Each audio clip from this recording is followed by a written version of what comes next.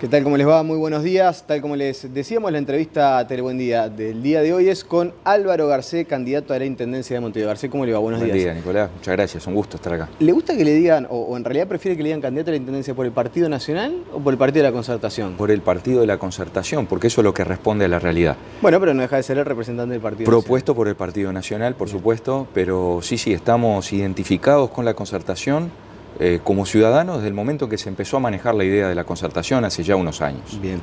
Usted habló el otro día de reperfilar el presupuesto de la Intendencia. ¿Eso sí. qué incluye? ¿Qué gastos son suprimibles? Incluye un proceso gradual. Roma no se hizo en un día, el presupuesto no se modifica en una sola instancia. Es absurdo que los gastos superen las inversiones. Cuando hablamos de reperfilar el presupuesto, lo que estamos pensando es la necesidad de gradualmente bajar los gastos que sean prescindibles, austeridad, sin que eso implique una lesión en los servicios o en la posibilidad de desarrollo de obras. Bajar los gastos prescindibles implica cortar tela donde hay para cortar. Y de acuerdo al trabajo que venimos haciendo con nuestros técnicos, tenemos ya la certeza, no hablo esta mañana de números todavía, pero tenemos la certeza de que se puede y se debe bajar el gasto en cargos de confianza y gastos de funcionamiento. Fíjese que en el año 2013 la Intendencia tuvo ingresos por 607 millones de dólares, más o menos, lo cual equivale a casi 2 millones de dólares por día. Eso es mucho, por lo menos para una ciudad de 1,5 millones de habitantes, y egresos por más de 640 millones. De esos 610 millones, 607, 610 millones que entraron, la mitad y un poco más se fueron en sueldos, remuneraciones, que son derechos intangibles. Las inversiones fueron algo menos de 90 millones de dólares, 88, y los gastos fueron prácticamente el doble. En un presupuesto donde los gastos casi duplican las inversiones, a plazo eso lleva a una parálisis. ¿Y esto suprimir algunos gastos implica una reducción de funcionarios? ¿Que la Intendencia deje de prestar algunos servicios que hoy presta, que usted considera que no son relevantes? Bueno, no, dos cosas. Primero, la Intendencia tiene 8.700 funcionarios, más unos casi 800 que el Tribunal de Cuentas ha observado, que están trabajando, que no forman parte de la grilla, más aquellas personas que forman parte de empresas o de cooperativas y que prestan servicios para la Intendencia. Funcionarios hay. Pero no estamos pensando en una reducción. En todo caso, lo que debe quedar claro es que no vamos a un incremento de los funcionarios.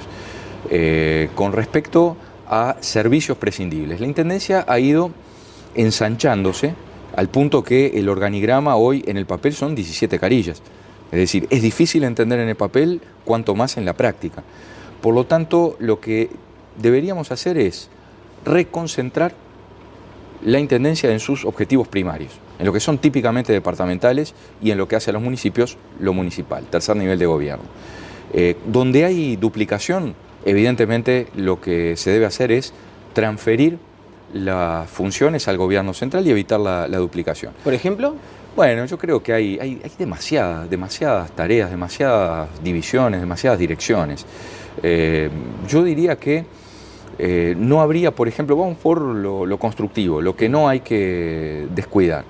Además de los cometidos esenciales de la Intendencia, que todos lo sabemos, sí, la limpieza, la iluminación, todo lo que tiene que ver con el tránsito, el transporte, las obras, arreglo de calles, veredas, hay cuestiones que en principio no son típicamente departamentales, pero que hay que valorar por la incidencia que tiene en la calidad de vida de la gente. Las policlínicas barriales. En todo caso, yo creo que no hay que desmontarlas, habrá que ver una transición y sobre todo hacer que la Intendencia juegue un papel importante en aquellas cuestiones donde el sector privado no alcanza. Naturalmente que si convocamos al sector privado a la realización de obras, usted va a ver que la realización de estacionamientos, por ejemplo, obras de ingeniería, como pueden ser puentes, estamos pensando en Avenida Italia, por ejemplo, resultan opciones atractivas. Y hay cuestiones que no son para la empresa privada. Bueno, allí es donde la Intendencia tiene que estar. Las policlínicas, por ejemplo, gradualmente que vayan pasando a ACE. Habría que verlo. En principio, lo primero, y quiero dar la certeza, no hay que desmontar ningún servicio cuya desorganización implique una lesión al contribuyente. Al contrario, me parece que al contribuyente lo que hay que hacer es retribuirle mejor, darle más servicios y más obras por el esfuerzo que realiza. Y aprovecho a decirlo, este es un pilar que tenemos en nuestra propuesta, en la concertación, no más carga tributaria. La carga tributaria está en el máximo. Por lo tanto, el gran desafío es mejorar la gestión. Problema de la Intendencia, el déficit, lo que la Intendencia tiene de números rojos acumulados no es porque recaude poco, porque recauda y mucho, por lo pronto, bastante más que hace 15 años. Hoy los ingresos de la Intendencia prácticamente duplican a lo que la misma recaudaba en el año 97-98. Ana Olivera el otro día lo desmintió diciendo que en realidad en pesos constantes el incremento no es tanto. No tengo el honor de compartir esa valoración. Hemos seguido muy de cerca toda la línea de lo que ha sido la recaudación, los gastos, todo desde el año 90, 91 en adelante, en dólares, en moneda constante. No tengo ninguna duda, no tenemos, porque estamos trabajando en equipo, no tenemos ninguna duda que los aumentos son significativos. En ingresos vehiculares, por ejemplo, son mucho más los autos que circulan en Montevideo. Es cierto que eso implica una mayor presión y un mayor desgaste para la infraestructura, pero también está la mayor recaudación. ¿Cómo va a ser la campaña de la concertación? ¿Van a hacer actos conjuntos? ¿Van a trabajar los tres candidatos? ¿Se van a mostrar en conjunto o van a hacer cada uno su campaña? Sin duda que hay una campaña coordinada en torno a los ejes programáticos, que yo resumiría en tres: no más carga tributaria, mejor gestión, más y mejor descentralización, agregaría 2 o 3 más, avanzar en la agenda de derechos. En lo personal entendemos que dentro de la agenda de derechos debemos incluir en un lugar destacado la seguridad, porque la Intendencia y los municipios tienen mucho para hacer al respecto. En lo personal también entiendo que las cuestiones del bienestar animal son muy importantes. Y eso de alguna manera está contemplado. A su pregunta, ¿vamos a hacer actos conjuntos? No es algo que esté definido todavía. Lo que sí está claro, y hemos tenido una buena reunión ya con el doctor Rachetti, con el empresario Novik en la mañana del viernes, antes de la convención. La idea es coordinar, fijar las grandes líneas, el programa, los contenidos ya están. Luego vamos a ajustar en el desarrollo esas pautas comunes. Ahora van a marcar sus matices si lo naturalmente que sí, es lógico. Somos 3 candidatos con trayectorias, con perfiles que son complementarios y es bueno que esos matices sean apreciados por la gente. Usted está de intensas recorridas en estas semanas, sí, más de 50 puntos, más de 50 puntos en un mes. ¿Cuál es el principal problema que le plantea a la gente? Y hay como 2 o 3 comunes denominadores. La seguridad, por ejemplo, los reclamos por mayores servicios, mejor iluminación, en general lo que nos piden en los barrios es ser mejor correspondido por el esfuerzo. La gente lo que quiere es que la Intendencia tome más en cuenta la opinión de la gente, por eso hablamos de mejor descentralización, porque vinculado a ella está la participación ciudadana. Nosotros queremos fortalecer todo lo que tenga que ver con la cercanía, la instancia de la cercanía. Y por supuesto que en cada una de las zonas encontramos matices. Hemos estado en el límite de Montevideo, en Toledo, por ejemplo, en las chacras de esa zona, prácticamente lindera con Toledo, y allí hay una problemática específica del Montevideo rural. El reclamo de la seguridad en esa zona no es el mismo que encontramos, por ejemplo, el sábado de tarde en la zona del Montevideo Shopping, donde estuvimos ingresando aleatoriamente, ¿no?, algunos comercios, a hablar con los comerciantes, y estuvimos en 20 puntos. Y bueno, cuando le preguntaban, bueno, dígame, ¿cómo está acá la cosa? Acá hay un problema de seguridad. Entonces, eso refuerza nuestra convicción en el sentido que la Intendencia tiene para colaborar, debe colaborar con el Gobierno Nacional, con el Ministerio del Interior en la seguridad. Y esto dentro de los límites que la Constitución fija. No estamos hablando de una policía municipal que evadiría la competencia constitucionalmente marcada, pero sí en aquellas acciones preventivas donde la Intendencia puede y debe actuar. Bien, y en cuanto a, por ejemplo, cuestiones como la limpieza, sé que estuvo ahí en el Cantón del Buceo, sí. Limpieza, tránsito, ¿qué nos puede decir? Bueno, comencemos por limpieza. El sábado de tarde estábamos recorriendo la zona de buceo, el CH99 y los otros 4 complejos que están allí, y estábamos a metros del cantón de limpieza de buceo, donde funcionaba hace muchos años los talleres de Landet, después de Coptrol, y ahora es el cantón de limpieza.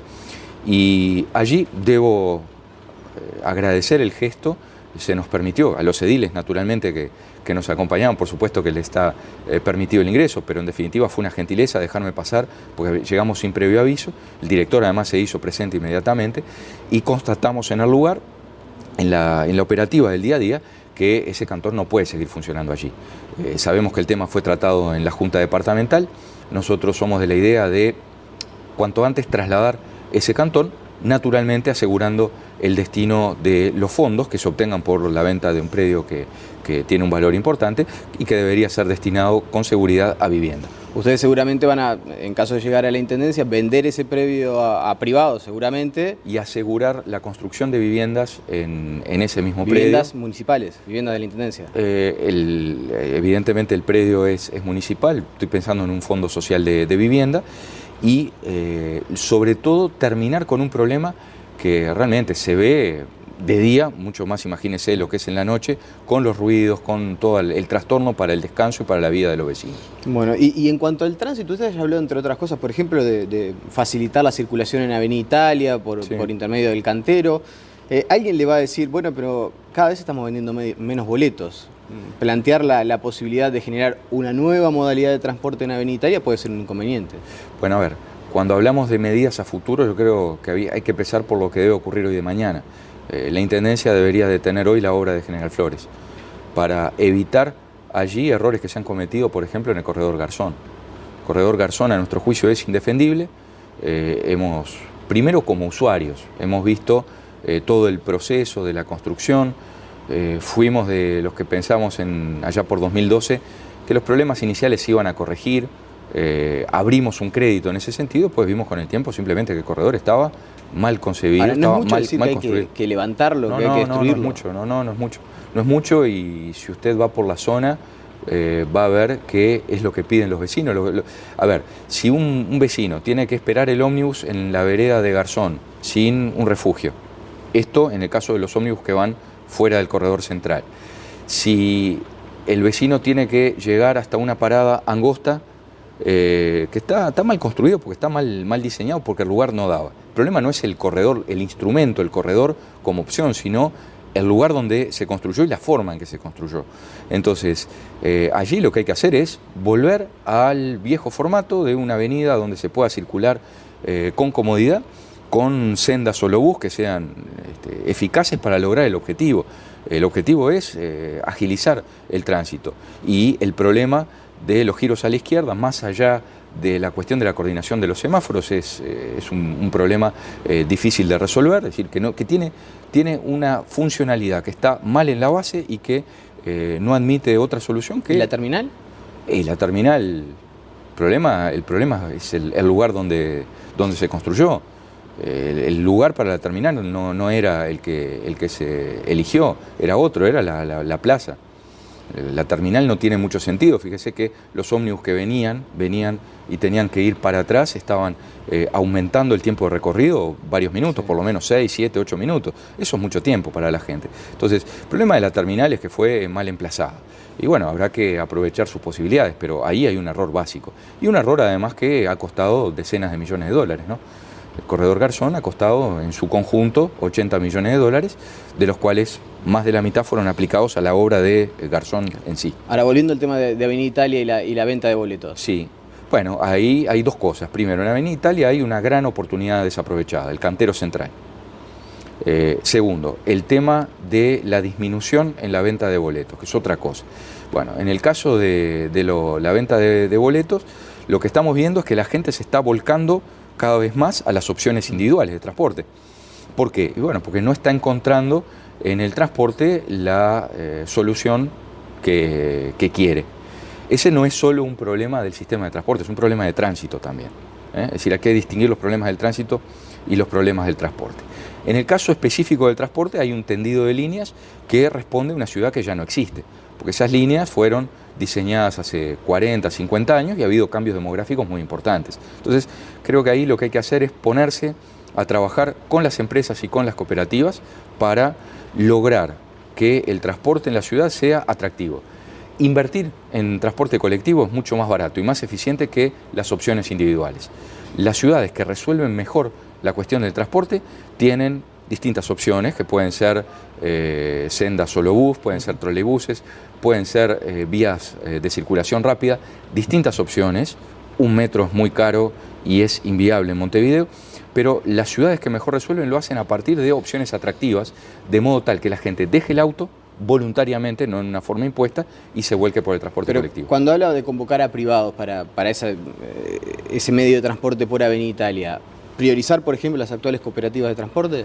Trabajar con las empresas y con las cooperativas, es decir, con el sector privado en su conjunto, sin excluir y sin favorecer a priori.